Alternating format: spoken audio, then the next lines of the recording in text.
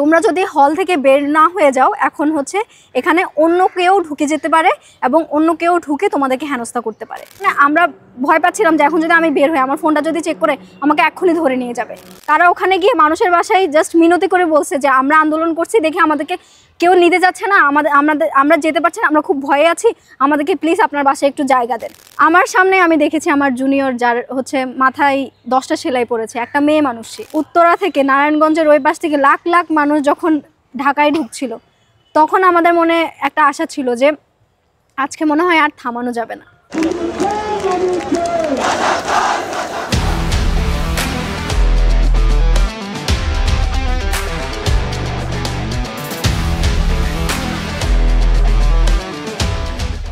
জুলাই বিপ্লবে যে আন্দোলন পুরো বাংলাদেশকে কাঁদিয়েছিল, যে কান্না এই বিশ্ববিদ্যালয় থেকে একটি স্বৈরাচার পতনের বিশাল পটভূমি তৈরি করে দিয়েছিল।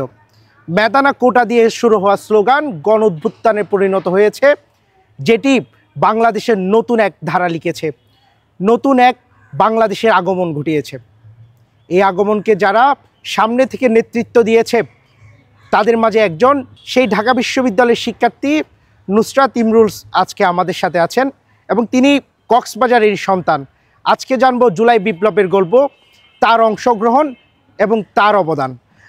নুসরাত, আপনাকে স্বাগত জানাই আমাদের নিয়মিত আয়োজন জুলাই বিপ্লবের গল্পে।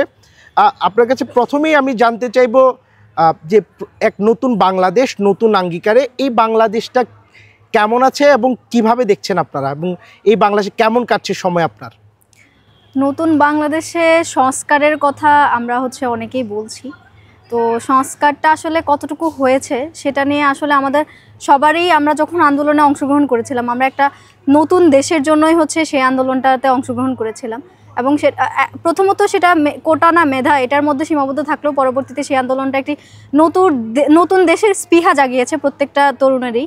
তো সেই জায়গা থেকে আমরা নতুন দেশের সংস্কারটা হয়তো আমাদের আশার জায়গাটা অনেক বিশাল ছিল, সেটা এখন হয়তো পুরোপুরি পৌঁছাতে পারেনি, কিন্তু সংস্কার চলমান আছে। আমরা আশা করছি এই সংস্কারটা আসলে আমরা যেই বাংলাদেশের জন্য আমরা স্বপ্নটা দেখেছি, যে বাংলাদেশের জন্য আমাদের এত ভাই বোনেরা আমাদের প্রাণ দিয়েছে, সারা বাংলাদেশের কি যত সাধারণ জনগণ আছে, শুধু ছাত্ররা থাকলেও পরবর্তীতে দেখা গেছে সাধারণ জনগণরাও এখানে ইনক্লুড হয়ে গেছে। তো সেই বাংলাদেশের যে স্বপ্নটা, সেই স্বপ্নটা বাস্তবায়ন হোক, এটাই আমরা চাই। আচ্ছা, আন্দোলনে অংশগ্রহণ করার ক্ষেত্রে বিভিন্ন জনের দৃষ্টিভঙ্গি, বিভিন্ন জনের চাহিদা কিংবা বিভিন্ন মন মানসিকতার জায়গা ছিল। আপনার কাছ থেকে যদি আমরা জানতে চাই, এই আন্দোলনে আপনি কিভাবে জড়িত হলেন এবং কোন স্পৃহা আপনাকে এই আন্দোলন যেতে সবচেয়ে বেশি উদ্বুদ্ধ করেছিল? প্রথমত এই আন্দোলনটা শুরু হয় জুন মাসে, কিন্তু জুন মাসে শুরু হলেও এই আন্দোলনটা মূল স্পিরিট পায় জুলাই মাসে এসে। যখন জুলাই মাসে আমরা সবাই ছুটিতে, কোরবানির ছুটির পরে হলে ফেরত আসি, তখন আস্তে আস্তে করে আন্দোলনটা আগের থেকে আরও বেশি জোরালো হতে শুরু করে। তখন আমাদের কাছে, আমি ব্যক্তিগতভাবে একজন মানুষ হিসেবে আমার কাছে মনে হয়েছে মানুষের জন্য কাজ করাটা আমার কাছে জরুরি, এবং সেই জায়গা থেকে আমার কাছে সবসময় মনে হয়েছে কিভাবে দেশের মানুষের জন্য বৈষম্য নিরসন করে একটা বৈষম্যহীন সমাজ তৈরি করা যায়, সেটার জন্য আমি সবসময় কাজ করে গেছি। আমি আমার হলে বিভিন্ন সময় বিভিন্ন জায়গায় কাজ করেছি, সেটা আজকে শুধু এই আন্দোলন না, আন্দোলনের পূর্ববর্তী সময়েও। তো সেই স্পৃহা থেকে আমার কাছে মনে হয় যে এই যে কোটার যে একটা সিস্টেম, যে সিস্টেমের মাধ্যমে বাংলাদেশে যে এত তরুণ আছে, মেধাবী তরুণদের, তাদের একেবারে পঙ্গু করে দেওয়ার যে একটা সিস্টেম তৈরি হচ্ছে, সেই সিস্টেমটা থেকে আমাদেরকে নিজেদেরকে বাঁচানোর জন্য, আমার নিজেকে হয়তো না, কিন্তু আমার একজন ভাই হতে পারে, কিংবা আমার একজন বোন হতে পারে, কিংবা আমার জুনিয়র হতে পারে, আমার কোনো সিনিয়র ভাই হতে পারে, বোন হতে পারে, তাদেরকে বাঁচানোর জন্য আমার কাছে মনে হয়েছে এই আন্দোলনে আমি একটা সংখ্যা হিসাবে আমি যোগ দেই, তাহলে হয়তো সরকারের কাছে এই জিনিসটা যাবে যে আমরা অ্যাকচুয়ালি চাচ্ছি না। তখন তো নারী কোটাও ছিল, নারীদের জন্য 10% কোটা ছিল, কিন্তু আমি একজন নারী হিসেবে আমার কাছে মনে হয় যে আমার বাংলাদেশে বর্তমানে যদি বিশ্ববিদ্যালয়ের দিকে আমরা তাকাই, তাহলে দেখতে পাবো আমরা অনেকটা সমান সমান চান্স পাচ্ছি। সেই জায়গা থেকে আমার কাছে মনে হয় যে নারী কোটাটার প্রয়োজনীয়তা ছিল না। সেই জায়গা থেকে আমার কাছে মনে হয় যে আমি একজন নারী হিসেবে আমার গিয়ে নিজেকে প্রুভ করা উচিত, এবং ওই জায়গায় গিয়ে এটা এস্টাবলিশ করা উচিত যে আমি একজন নারী হিসেবে যেখানে কোটা চাচ্ছি না, সেখানে একজন মুক্তিযুদ্ধের নাতিপুতি কীভাবে সে কোটা চায়, সে কোন অধিকারে সে কোটাটা চাচ্ছে।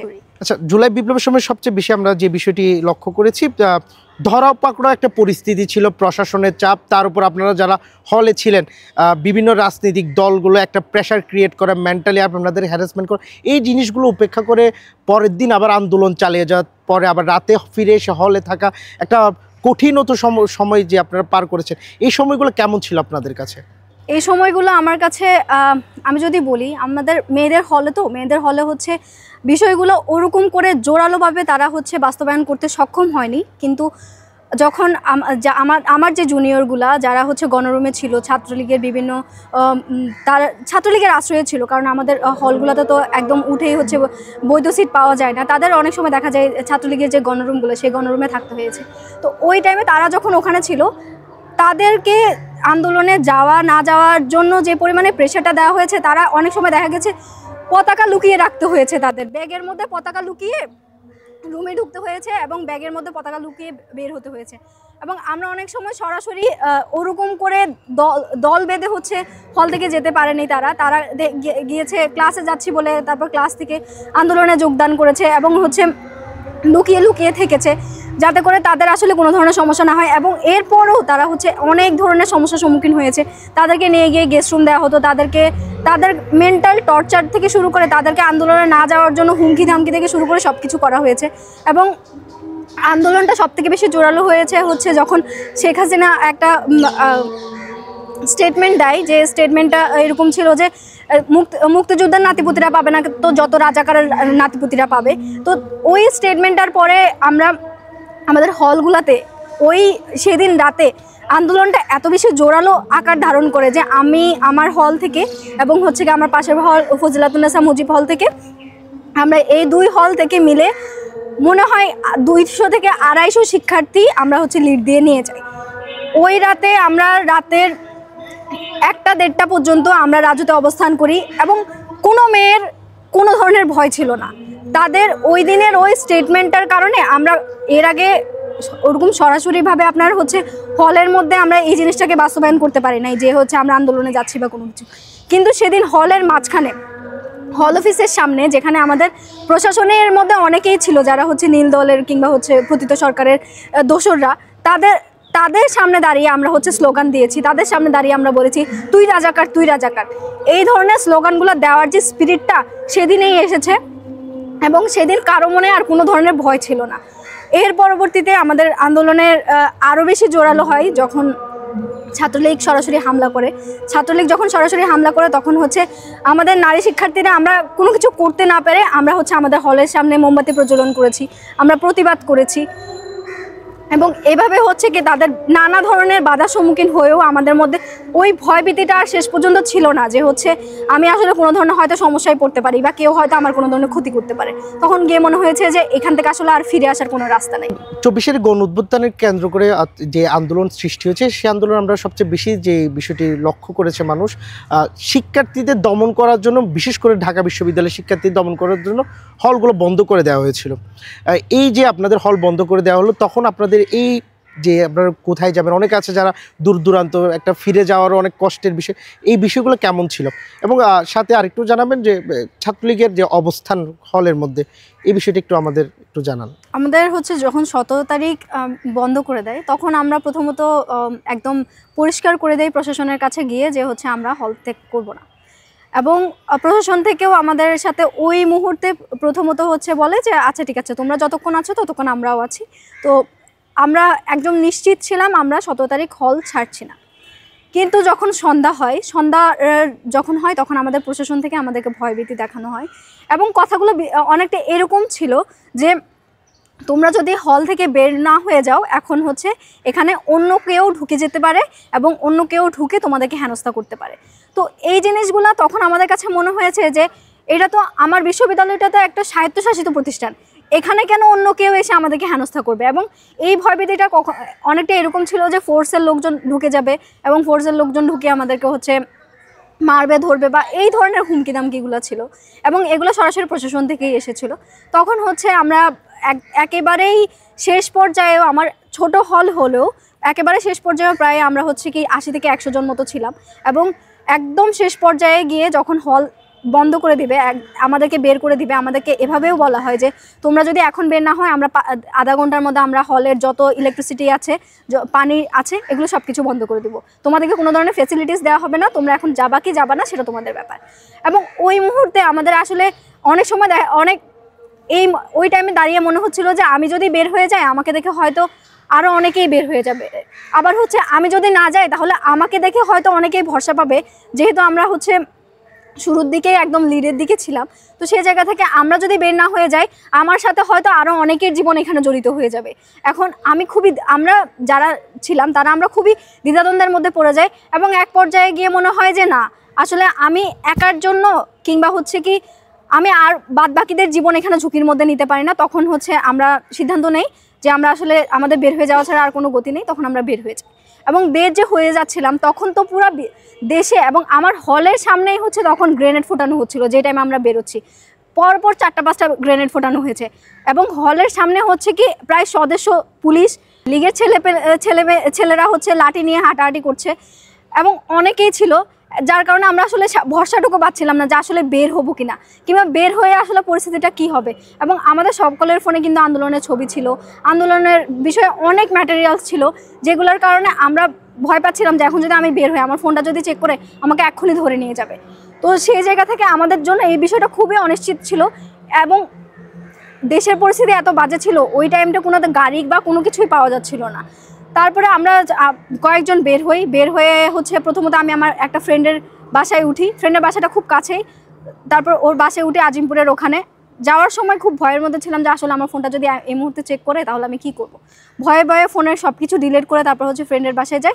এবং এটা শুধু আমার পরিস্থিতি না, এরকম অনেক পরিস্থিতি আছে, এবং অনেকেই ছিল যারা হাঁটতে হাঁটতে চাঙ্কারপুল গেছে, হাঁটতে হাঁটতে হচ্ছে এখান থেকে সায়দাবাদ গেছে। তারা ওখানে গিয়ে মানুষের বাসায় জাস্ট মিনতি করে বলছে যে আমরা আন্দোলন করছি দেখে আমাদেরকে কেউ নিতে যাচ্ছে না, আমরা যেতে পারছি না, আমরা খুব ভয়ে আছি, আমাদেরকে প্লিজ আপনার বাসায় একটু জায়গা দেন। এবং এই জিনিসগুলো এতটা নির্মম ছিল, এরপরেও হচ্ছে আমাদের প্রশাসন আমাদেরকে বের করে দেওয়াটাকেই গ্রহণযোগ্য মনে হয়েছে। আমরা বের হয়ে যাই। এরপরে আমরা এই এত প্রতিবন্ধকতা পার করে তারপর হচ্ছে আমরা এক একজন নিজেদের বাসায় কিংবা কেউ কারো ফ্রেন্ডের বাসায় কিংবা একেবারেই অপরিচিত একজন মানুষের বাসায় এরকম করে আমরা হচ্ছে আমাদের হল ত্যাগ করে আমরা হচ্ছে নিজেরা কোনো রকম সেফলি হচ্ছে থাকার জন্য একটা শেল্টার খুঁজে বের করি। আচ্ছা, ছাত্রলীগ হল ছাড়ার বিষয়টা যদি একটু বলেন আমাদেরকে। ছাত্রলীগের হল ছাড়ার বিষয়টি হচ্ছে আমাদের যখন মৈত্রী হলের ইতিহাস যদি বলি, মৈত্রী হলের ইতিহাস হচ্ছে খুবই সংগ্রামী ইতিহাস। তো মৈত্রী হলের ইতিহাসের কারণে মৈত্রী হল থেকে মেয়েদের মধ্যে হচ্ছে ইউনিটিটা অনেক বেশি, যার কারণে আমাদের আন্দোলনটা যখন হচ্ছে 14 তারিখ রাত্রেবেলা আমাদের আন্দোলনটা অনেক বেশি জোরালো হয়, এবং আমরা একদম হল অফিসের সামনে দাঁড়িয়ে প্রায় 50-70 জন মেয়ে যখন দাঁড়িয়ে স্লোগান দিচ্ছিলাম, তখন কেউই তোয়াক্কা করছিল না যে আসলে হলে ছাত্রলীগ আছে, হলে প্রশাসন আছে বা কোনো কিছু। তো তখনই তারা হয়তো এটা বুঝে গিয়েছে যে এই জায়গা থেকে তারা যদি হল ত্যাগ না করে তাহলে হয়তো তারা কোনো একটা হচ্ছে অন্যরকম একটা সিচুয়েশনের মধ্যে পড়ে যেতে পারে। এবং সেদিন রাতেই হচ্ছে তারা মোটামুটি যারা ছিল তারা হল ত্যাগ করতে বাধ্য হয়, এবং এর পরবর্তীতে আমরা যখন আন্দোলন আরও বেশি জোরালো হয় তাদেরকে খুঁজে পাওয়া যায়নি। আচ্ছা, এই আন্দোলন কেন্দ্রিক আপনার সবচেয়ে যে স্মৃতির কথা যদি বলি, কোন জায়গাটা মনে হয় আপনার স্মৃতি সবচেয়ে বেশি গেঁথে রাখার মতো একটা স্মৃতি হতে পারে? পুরো আন্দোলনটাই তো এত মর্মান্তিক ছিল, আসলে কোনটা রেখে কোনটা বলবো। আমরা তো শুরুর দিকেই একটা কোটা না মেধা একটা আন্দোলনের দিকে যাই, পরে ছাত্রলীগ শকুনের মতো হামলা করে, এবং আমার সামনে আমি দেখেছি আমার জুনিয়র যার হচ্ছে মাথায় 10টা সেলাই পড়েছে, একটা মেয়ে মানুষই, তার মাথায় বাড়ি মেরে তারা হচ্ছে মাথা ফেটে দিয়েছে, 10টা তার মাথায় সেলাই পড়েছে। এরকম শুধু একজনের গল্প না, এরকম অনেকেরই গল্প আছে। কারো হাত ভেঙে গেছে, কারো পা ভেঙে গেছে, কেউ রাস্তায় পড়েছিল, মাথা দিয়ে দরদর করে রক্ত বের হচ্ছে, নিয়ে যাওয়ার কেউ ছিল না, ছেলেরা মেয়েদেরকে কোলে করে নিয়ে যাচ্ছে। তো এই ধরনের এই মুহূর্তগুলো এর পরবর্তীতে যখন আমরা হল থেকে বের হয়ে যাই, সেদিন রাতটাও তো আমাদের জন্য খুবই দুর্বিষহ ছিল। আমরা রাতে গিয়ে কেউ হয়তো ঘুমাতে পারেনি। আমরা সেদিন রাতে আমরা হয়তো শিওর ছিলাম যে আন্দোলন এখানেই শেষ, কারণ পুরো আন্দোলনটা ঢাকা বিশ্ববিদ্যালয় কেন্দ্রিক ছিল। তো ওই মুহূর্তে আমাদের কাছে মনে হচ্ছিল যে যদি ঢাকা বিশ্ববিদ্যালয় থেকে আমাদের ত্যাগ করে চলে যেতে হয় তাহলে আসলে এই আন্দোলনটা করার জন্য আর কেউ থাকবে না।